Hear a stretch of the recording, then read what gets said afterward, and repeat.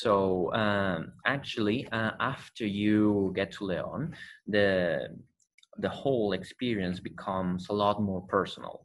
And there's a very small town called Hospital de Órbigo. Funny because there is no big hospital in there. It's actually a very old town, and it used to be a hospital center in the Middle Ages.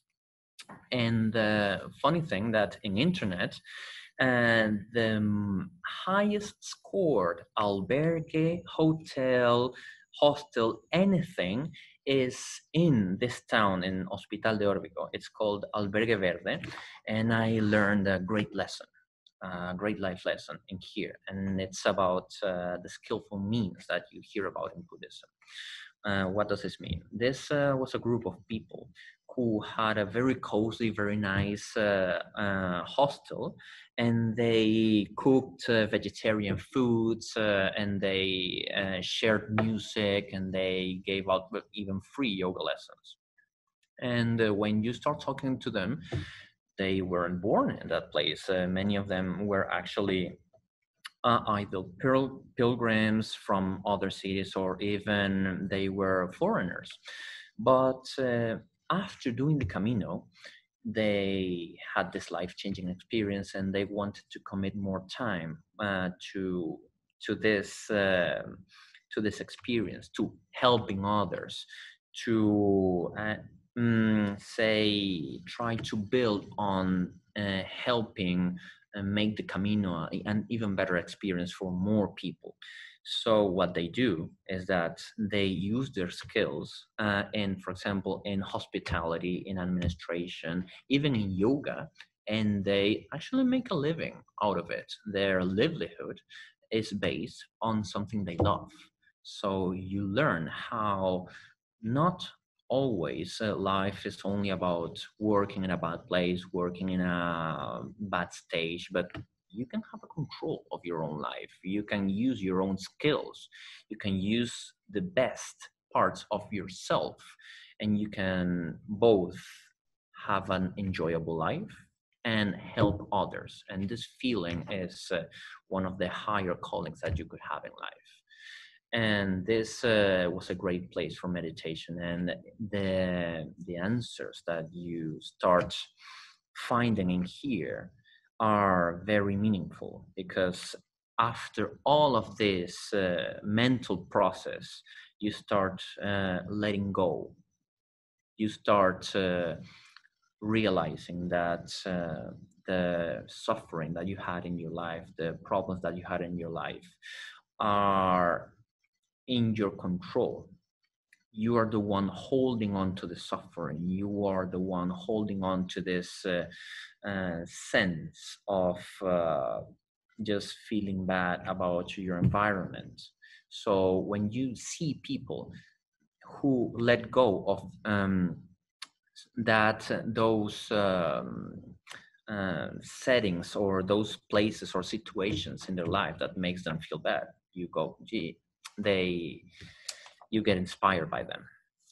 So next, you reach a very important place in the Camino de Santiago, which is the Iron Cross, La Cruz de Hierro, and it's a very unique place. Actually, I would like to expand this picture a little bit. You can see that there's a lot of pebbles in this place, right? These stones are brought by the pilgrims from the beginning of Camino. Actually, you might think that bringing a stone with you all along the Camino is maybe useless, but the sense of liberation, the sense of letting go of the heavy burdens of suffering, of not forgiving yourself, of guilt, of everything that, let's say, ties you up, is liberating. Letting go is liberating. So this sense of liberation makes you truly happy. You start feeling compassion for yourself. You start feeling that you want to heal yourself. And when you feel this sense of letting go, of liberation, you feel that you want to help others. You again start thinking about your family, your friends, the people in your work, but you see them differently. You want to help them. You want to help them experience that same sense of liberation that you felt or you feel in that place. And actually, just in that moment, the Camino becomes a completely different experience. You feel light. You feel that you go on without this mental suffering, without having grudges, without having bad feelings. You have hope for the future. You start appreciating the beautiful landscape, and you remember the place you come from, and you start appreciating the place you come from. You start appreciating the little details in your everyday life. And when you just are willing to live life without this suffering, you start understanding why you suffer, why some other people suffer, and you forgive yourself for this cycle of suffering. You start being grateful for the help, for the companionship you have with other people, and you truly want to share this liberation with others. So the Camino becomes a very just get into a flow of just enjoying your life in the present moment and enjoying helping others and sharing your life with others. And actually the environment changes a lot. It becomes a lot less dry, and there's a lot of rivers in Galicia. You start getting into Galicia, which is in the west of Spain, and you have a lot of beautiful fields. You see a lot of cows. You see a lot of green. The sky becomes a lot more blue. The sun gets a little bit less intense. So you really, even the environment helps you enjoy your experience a lot more.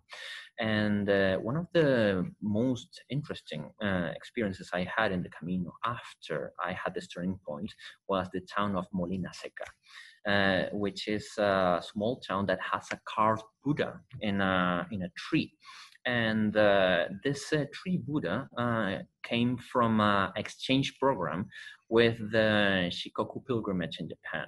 The thing is, because both pilgrimages are so famous, there are a lot of exchange programs between the prefectures from Japan and the municipalities from Spain. So they have yearly exchanges, and one of the fruits of this exchange was a Japanese carving artist making this Buddha in the tree.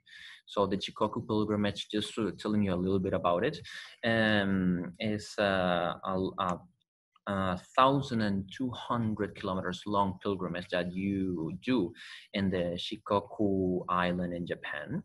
And it's closely related to Shingon Buddhism, which is esoteric Buddhism. It's a lot about mantra, and it's from the Tibetan school of Buddhism. So since the 12th century, a lot of people from Japan and then from outside of Japan go along this pilgrimage, and they have a very similar experience with their pilgrimage and their spiritual growth in Japan. And getting very close to the end of the pilgrimage, and there is a beautiful town called Porto Marin, which is built on top of a hill that is facing a very wide river. And the natural beauty in here is so intense. It is intensely beautiful place.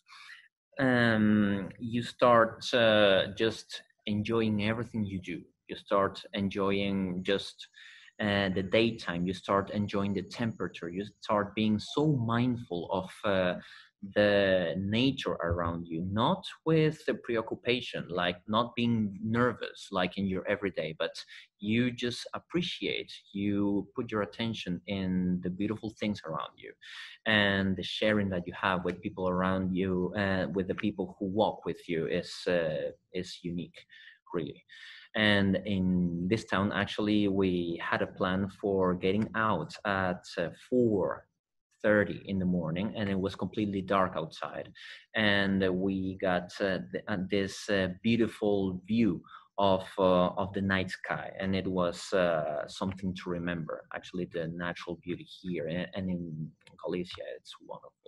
So you just go on walking, and the path becomes a lot easier to traverse, and you reach the city of Santiago de Compostela, which is the end of the the pilgrimage of the Camino.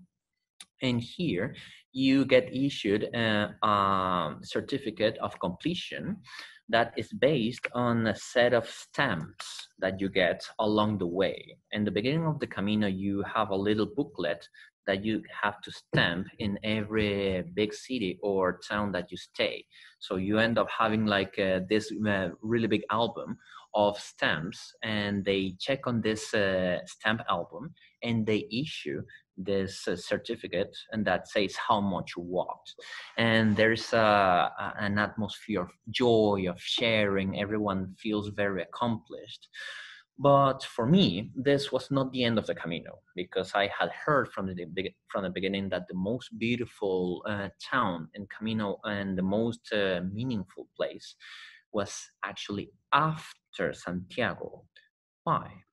Because when you're walking, you're always walking with a lot of people, and there is the closer you get to Santiago, the more people you find in the way.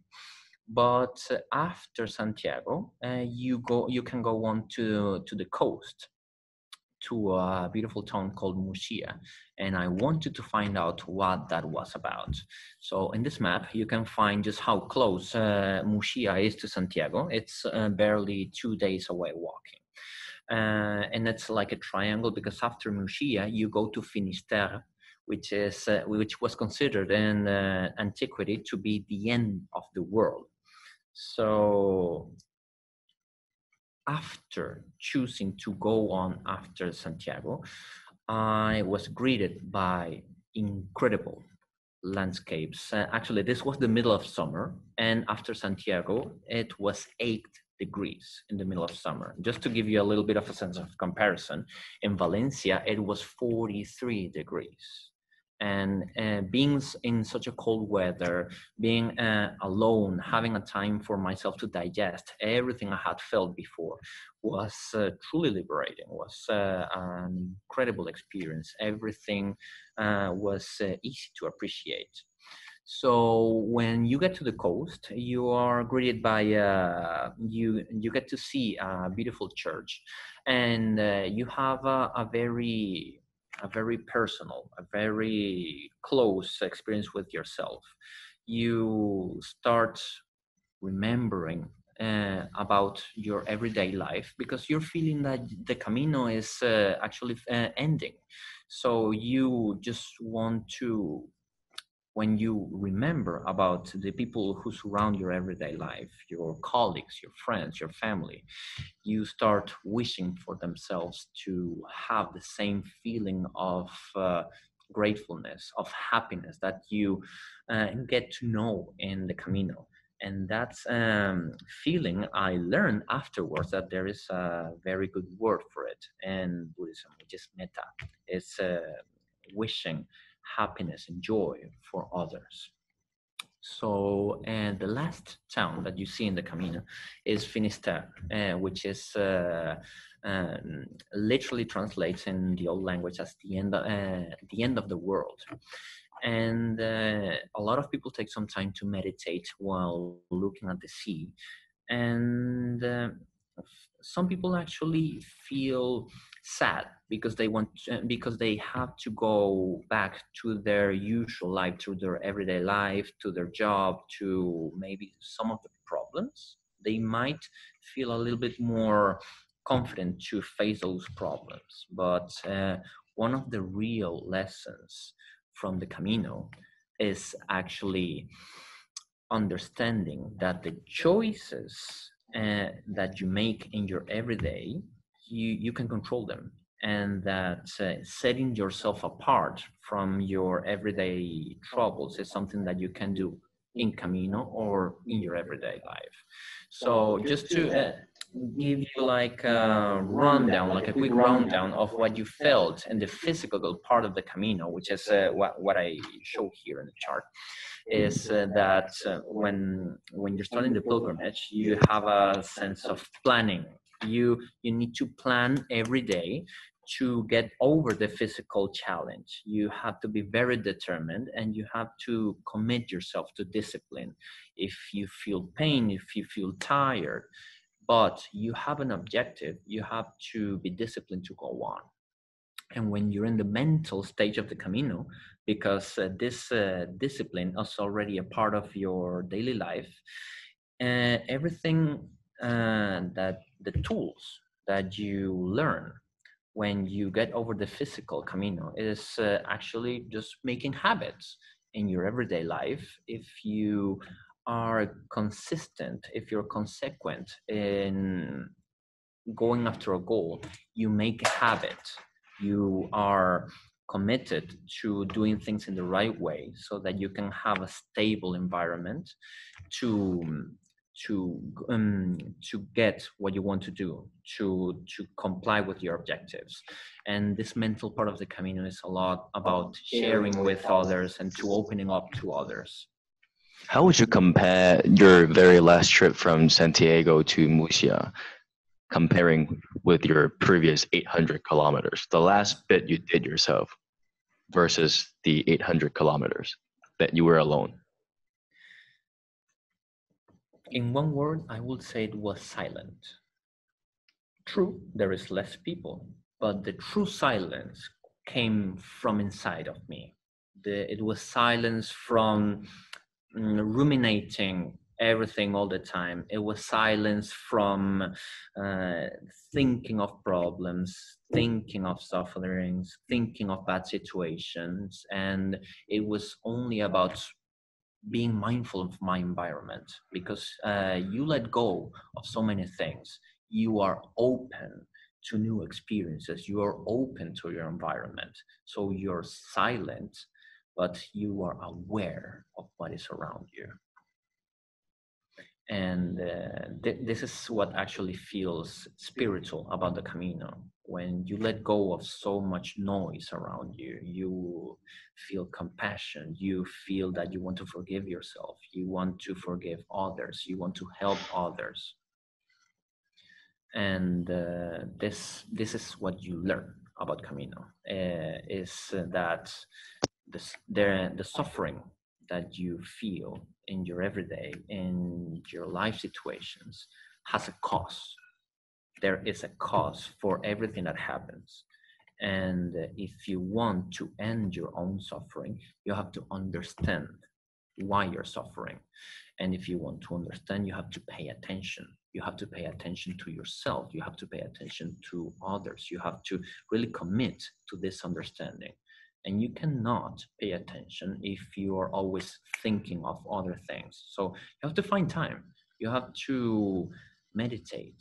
You have to set yourself free for even 10 minutes every day.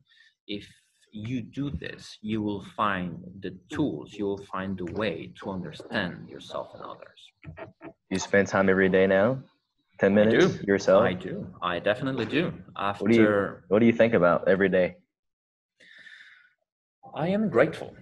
I feel positive. Actually, after the Camino, I started seeing opportunities where I never saw them before. I started being grateful for things I thought were problems, for things I thought were annoying before. I started being happy for things about myself. I started being happy about the things people do, about being able to learn, even about being healthy. Because I remember having so much pain in my feet. And now every day I remember that pain and I feel grateful for being healthy. I feel grateful for being in the state that I am now. So I started appreciating even the smallest things around me. So awesome. After that, after I finished Camino, I didn't find the answer I was looking for. I found so much more. I found more than an answer. I found a new viewpoint, because what I thought was a problem, what I thought was suffering, was no such thing. There was no real suffering to begin with, outside of my own mindset, outside of my own view of the problem. So I had a commitment to myself to be kind to me, to be forgiving of myself. And this feeling that I learned from Camino, I wanted to take it to others. I wanted to help people understand themselves. I wanted to help people cope with their problems. I wanted to share this feeling of Camino. And because I had quit my job before getting into the Camino, I wanted to truly start helping others. And I got into contact with a lot of people from before in my life. And one of the people I contacted was one of the friends I made in the Camino de Santiago. And he actually asked me, why don't you try and go to explore new places? And one of those people was one of the monks I got to know in the Camino. He told me about Tisha Monastery. And I started thinking of the possibility. I reached out to people here, and they were very welcoming. We arranged some interviews through internet, or we found out about each other, and I started working here. So after I got to here, Hong Kong, and to Tisha Monastery, it's amazing how even after I wanted to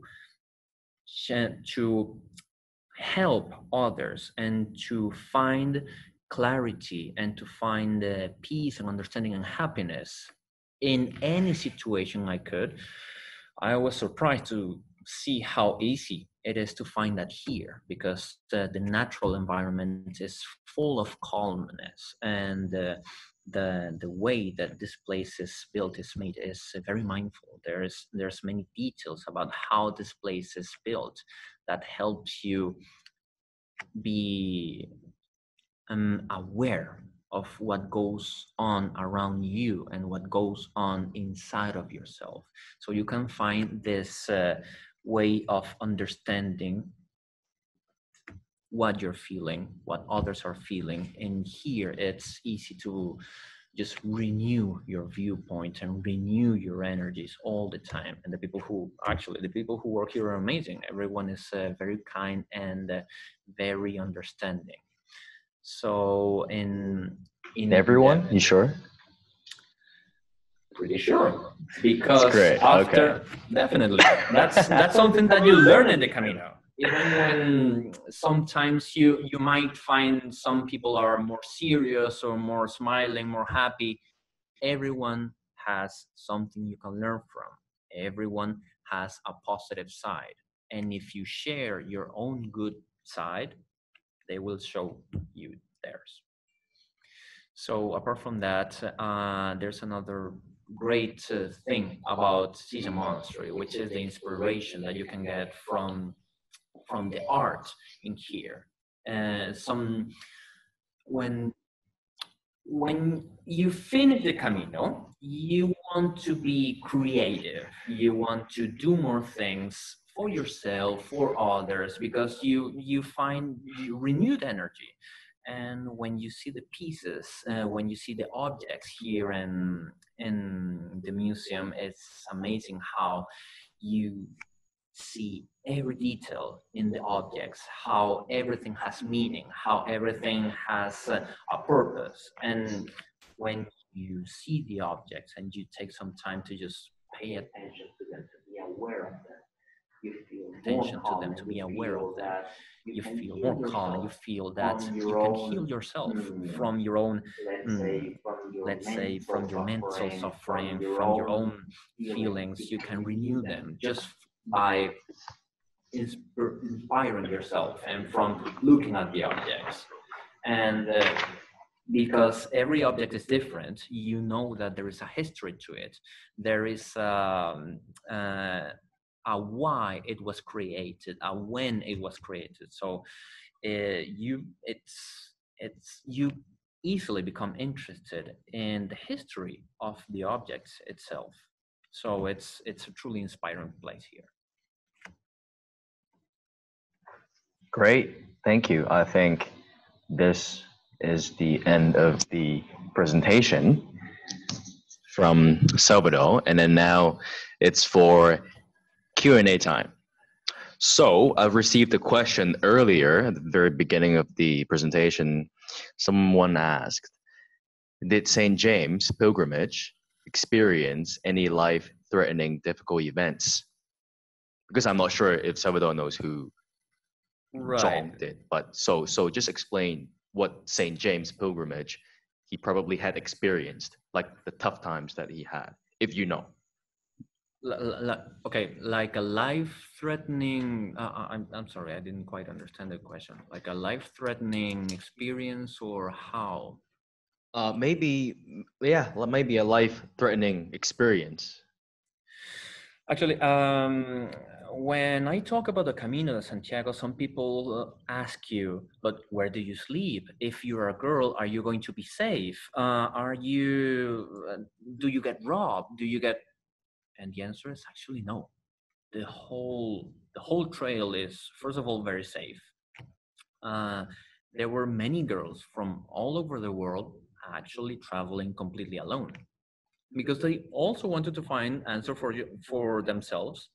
And usually people are apprehensive at first. It's part of that physical experience. You're, of course, concerned about your own physical well-being, about your safety, but the whole place is, I would say, very, very, very safe. You never feel threatened. You never feel like you're going to have any trouble with other people.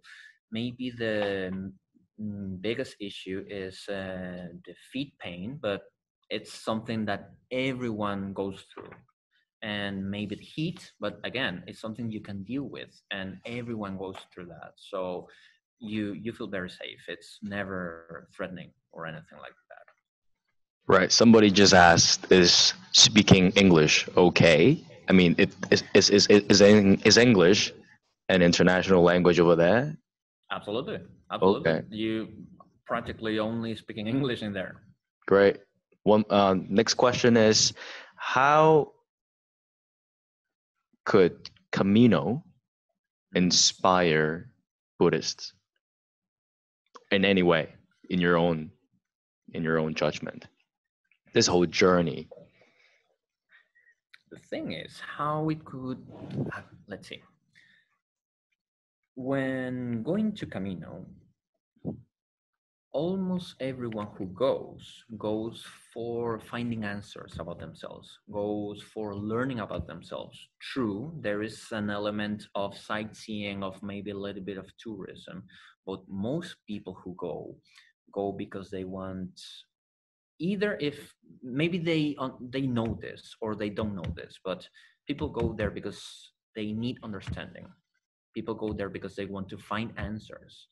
And I think Buddhism is so much about this. Buddhism is about understanding yourself, understanding others. It is about being mindful. It is about being compassionate about others, about yourself. And all of the Camino is full about Dharma in a very experiential way. It's easy to experiment the teachings of the Buddha in the Camino. I see. A quick question. When is the best season to go to Camino? Well, that depends on how much you like people and how much you like or you don't like cold. I hate weather. people. So when should I go? In the middle of winter. Okay, so it's going to be freezing cold, right? Over there? Yes. And the walking is going to be so much tougher? Depends on if you like cold or not. For example, for me, it's a lot more difficult to walk under the heat. Right. I'm very used to the cold. But if you don't have any trouble with heat, for example, if you live in Hong Kong, I don't think you're going to have much trouble. Right. Another quick question. I think after this question, we can go back to more spirituality because our audience is asking about like some info about this trip. I think we can provide a website to the audience afterwards about like pertaining to the budget, like when is the best time to go. Like, do you have a website link that we can share to the audience maybe later? There's actually several. Maybe a few, yes. If I talk about only one, it will be a little bit of incomplete. It will be incomplete because Right, some of right. them focus themselves a lot on like the sightseeing, others on the preparation. So Right. if you just Google Camino de Santiago, you're going to find all of the information you need. Okay. Did you spend a lot of money during the trip? Because someone asked about the budget. This will be the last question about like the info. It's actually I didn't spend a lot of money, but it's one of the great things about the Camino de Santiago. It can be as expensive as you want. I have heard about people who spent in the whole Camino around 500 euros, which would be some 5,000 Hong Kong dollars. Yes, maybe? exactly. A little bit, yeah. So for a month. Yes, for a month. Okay, so there you go. It depends where you sleep, what you eat, right, etc. Yes, right? It can be either very, very cheap or as expensive as you want. Right. So going back to spirituality and your own growth. Right. What was your purpose going to Camino? I've asked this question before, but specifically, what were you expecting? Because everybody wanted to go somewhere, right? In between job transitions and in between your idle time, you could go anywhere, right? And then Camino obviously is a very religious place, and same for the Chikoku, right, in Japan.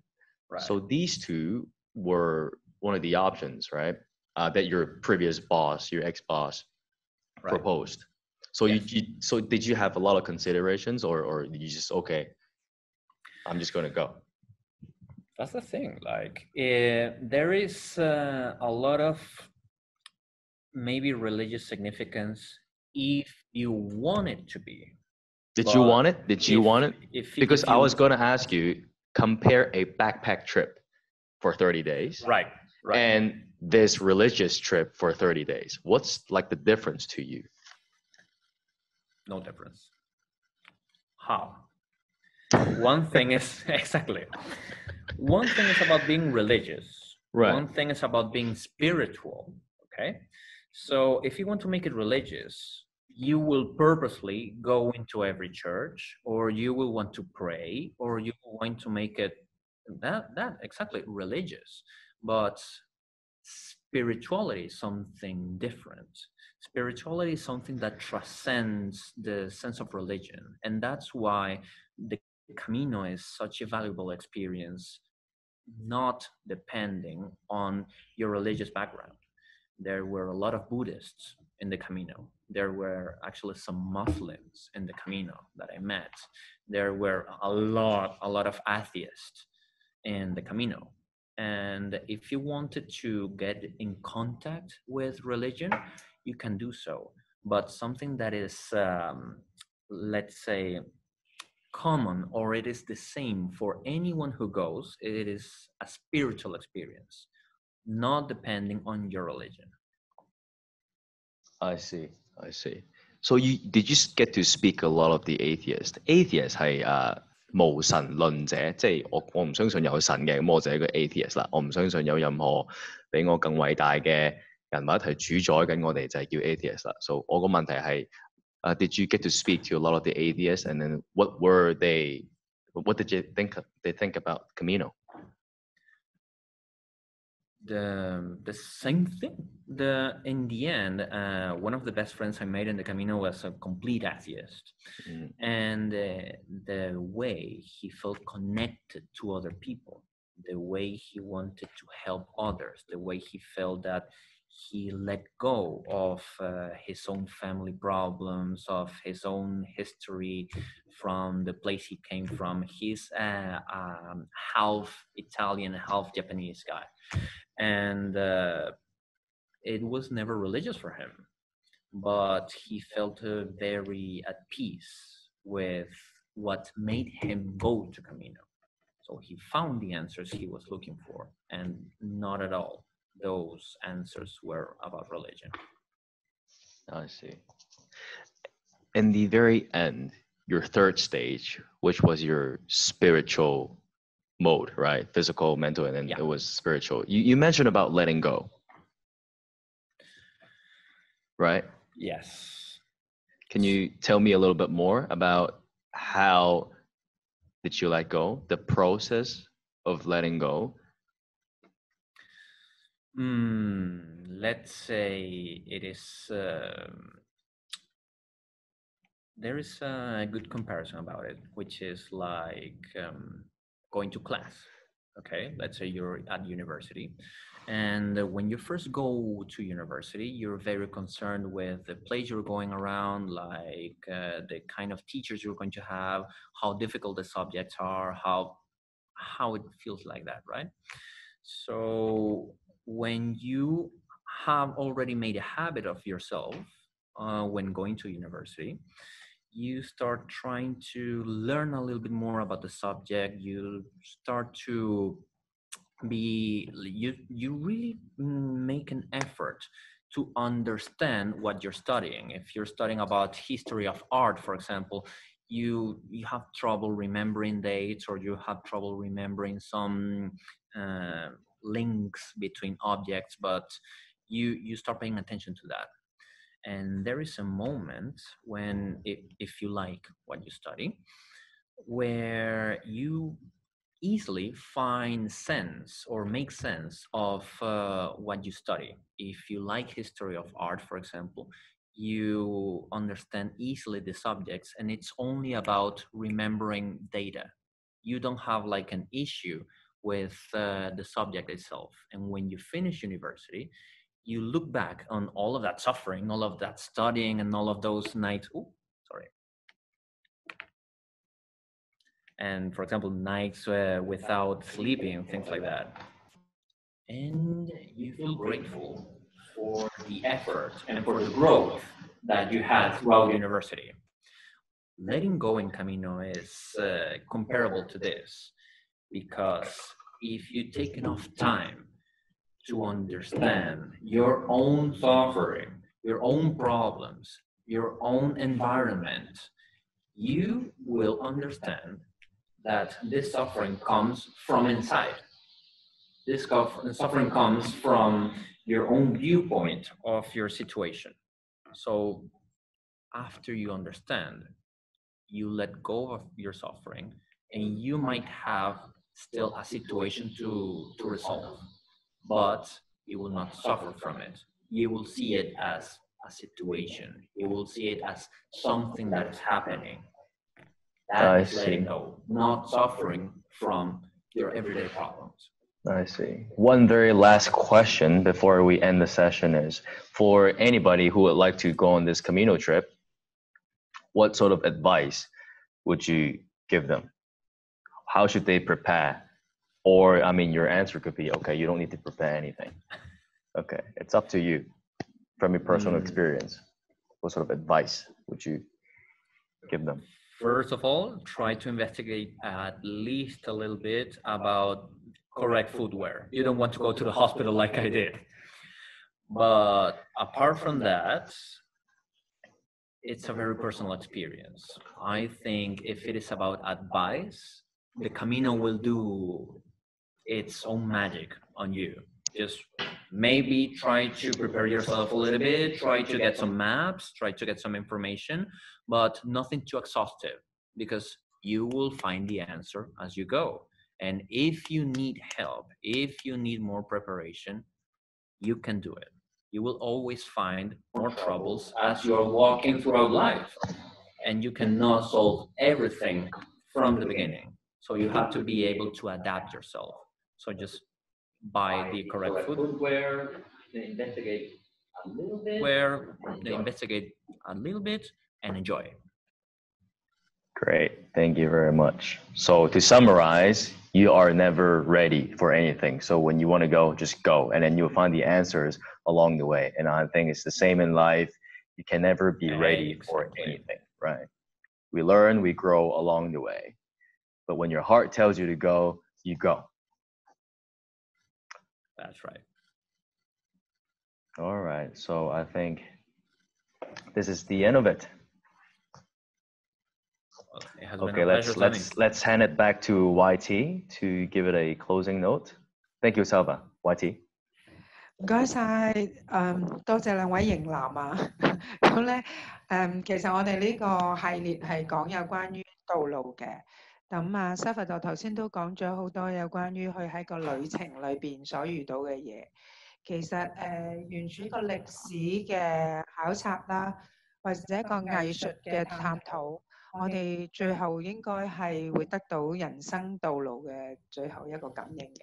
我諗今日成堂除咗一個大家都好想去到呢個西班牙呢個朝聖之路之外咧，其實都係希望藉住呢個咁嘅對談，等大家明白去呢個路途嘅時候，我哋可以感受到啲乜嘢，由一個 physical 好辛苦，去到呢個思想上比較平靜嘅，到最後有啲睇法。咁我都希望大家喺今次Salvador 同埋阿 Sunny 大家對談之下咧，大家得到一啲啟發。